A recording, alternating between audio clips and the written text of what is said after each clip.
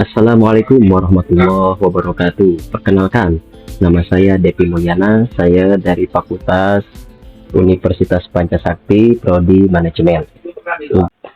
Sebelumnya saya disclaimer terlebih dahulu, saya sengaja membuat video ini karena saya dapat tugas dari mata kuliah Bahasa Indonesia, yaitu sebagai dosen pengampu Bapak Yogi Krisnayadi. Semoga beliau dalam keadaan sehat walafiat serta dalam lindungan Allah Subhanahu wa Ta'ala.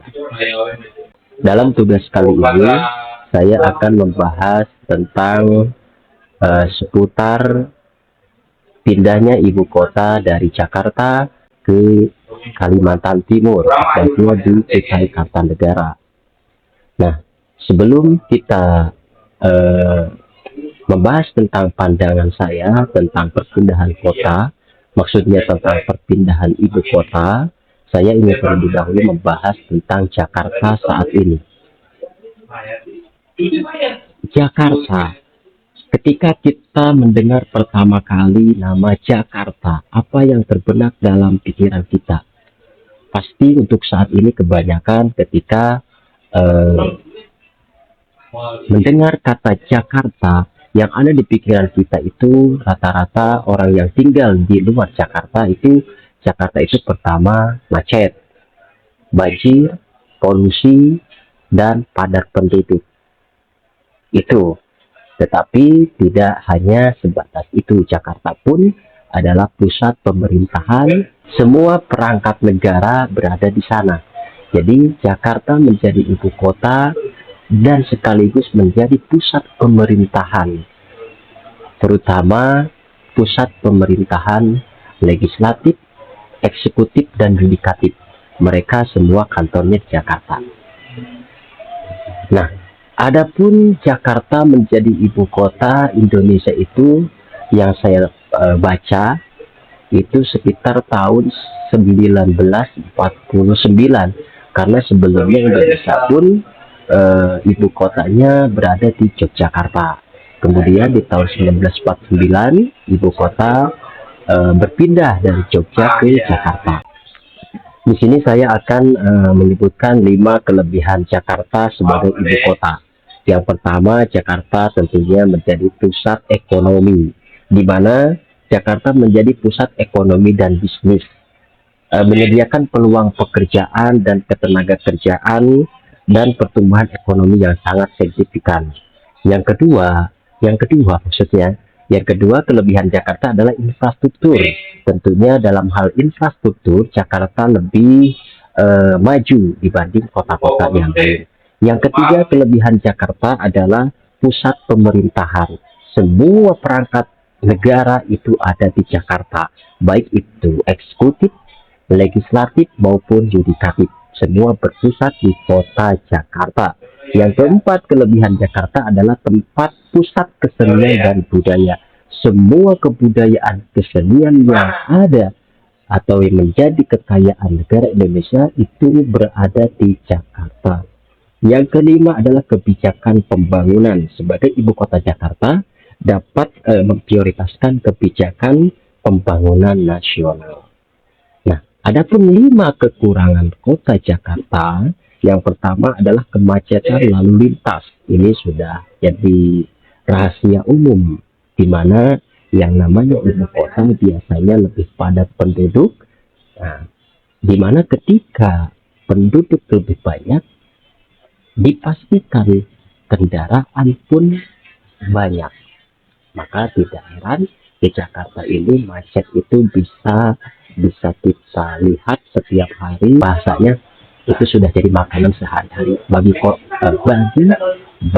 warga kota Jakarta. Tentunya ini sudah tidak aneh, sudah tidak asing kemacetan lalu lintas ini. Tetapi bagi orang yang tinggal di luar Jakarta itu sesuatu yang aneh, sesuatu yang butuh adaptasi.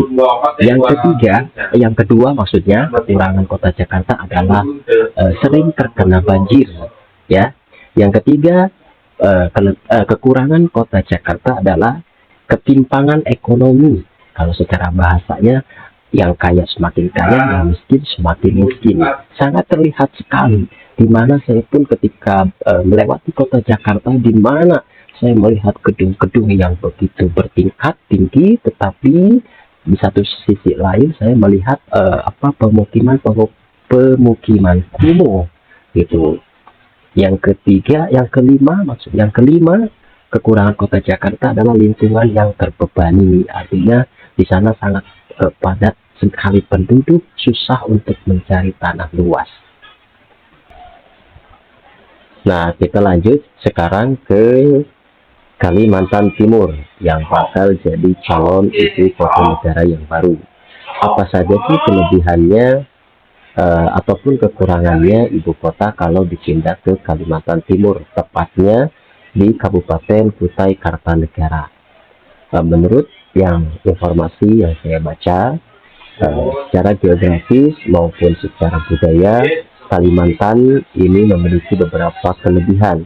Yang pertama yaitu potensi sumber daya alam yang melimpah ruah, di mana kita ketahui di Kalimantan ini banyak sekali sumber daya alam terkandung seperti minyak, gas, batu bara, dan lain-lain. Dan selanjutnya kelebihan Kalimantan Timur yaitu keanekaragaman budaya.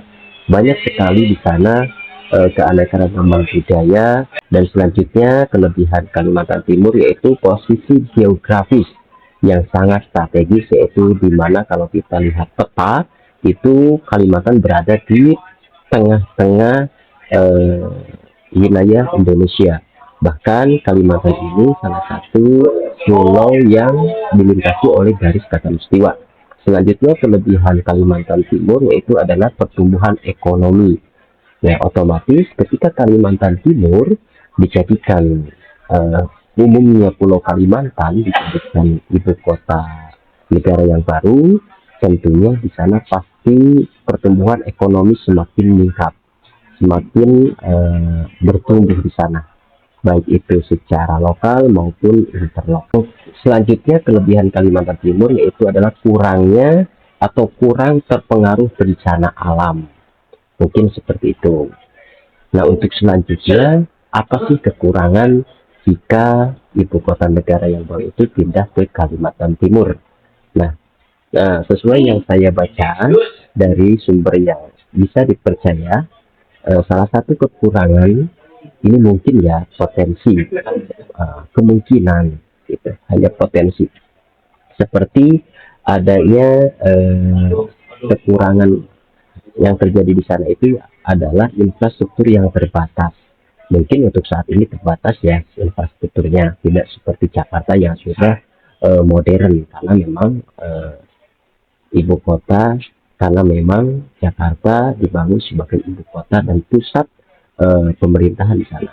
Nah, sebagai calon ibu kota yang baru, Kalimantan ini masih minim dalam hal infrastruktur.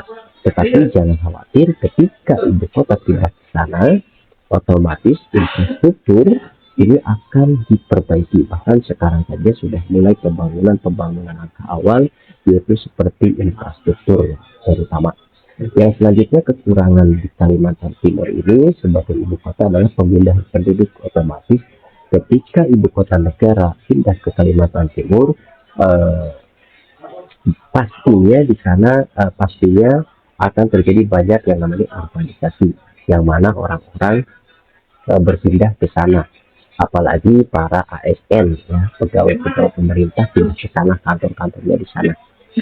Selanjutnya kurangnya pengalaman sebagai ibu kota ya, karena memang Kalimantan ini baru pertama kali dicetuskan ya, digagaskan sebagai ibu kota negara baru, tentunya ini akan melalui proses yang sangat panjang sampai menjadi benar-benar ibu kota gitu. Yang selanjutnya adalah ketidakpastian ekonomi global, seperti itu. Yang dalam hal ini saya kurang paham juga, dan artinya ketika kesimpulan, jadi apabila sebuah negara ingin berpindah ibu kota dari yang A ke yang B, maka itu membutuhkan proses yang sangat panjang, tidak instan begitu ya. Begitu. Mungkin hanya itu saja yang saya dapat sampaikan. Kurang lebih mohon maaf bila terjadi kesalahan data ataupun kata-kata, karena sekali lagi seperti yang saya bilang, ini hanya menjalankan tugas UAS. Kebetulan saya di Universitas Pancasakti, ini merupakan tugas UAS matkul bahasa Indonesia, yaitu sebagai dosennya Bapak Yogi Krisnanti. Mungkin saya tutup. Assalamualaikum warahmatullahi wabarakatuh.